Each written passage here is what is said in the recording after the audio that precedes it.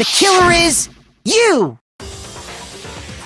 Before anything, the killer persuaded someone to help carry out the murder. And that person was Hifumi. With an accomplice, the killer was able to execute a number of otherwise impossible schemes.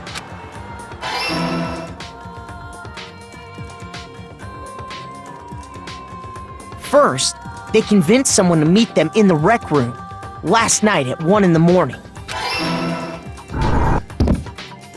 That someone they met with was Hiro. The murderous duo intended to pass Hiro off as the prime suspect. So when they met up with him, they drugged him, knocked him out, and stuffed him into the Robo-Justice suit.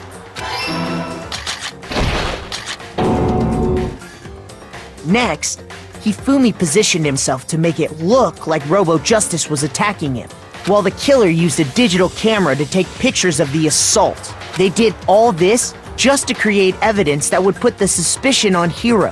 When they were done with him, they shoved him, still unconscious, into the pool room locker. And then finally, at 6 a.m., they moved into the murder phase of their plan. They called Taka to the equipment room.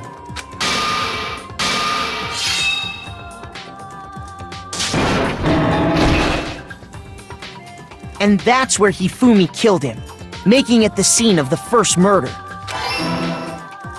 The murder weapon was Justice Hammer 4, which was left there in the equipment room.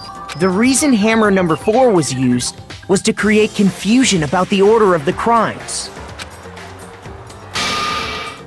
So, next they falsified 2 more assault incidents. For these attacks, the killers pretended to be the victims, to solidify Robo-Justice as the suspect.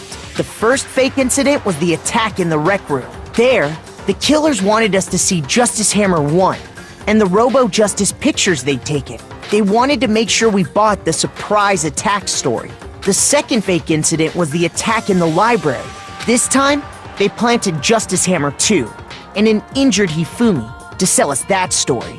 With these 2 incidents, the killers were able to create a certain preconception in our minds that the suspect was increasing the size of the hammers and attacking people in order as they did.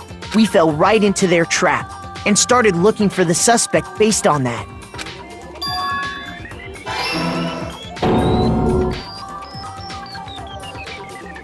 While we did that, we left Hifumi alone in the nurse's office. This was exactly what Hifumi was hoping for.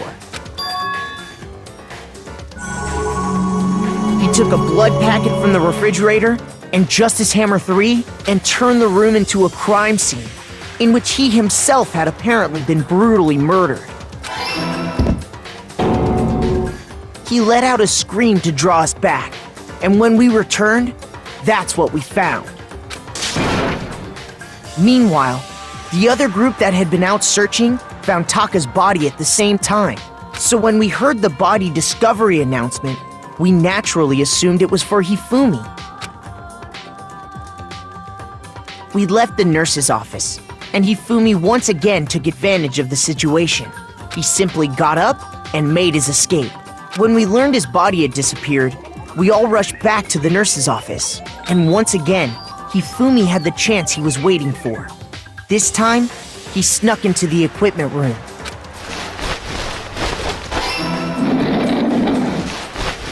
He wrapped Taka's body in a tarp and used the dolly to move it all the way down to the repository.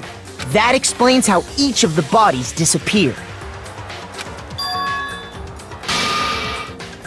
But even Hifumi didn't know what the true killer had in mind for their final act.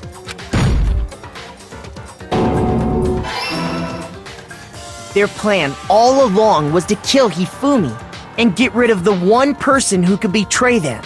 And they did it using an ordinary, everyday hammer from the repository. That should cover everything that happened in this case. And the villain behind it all is...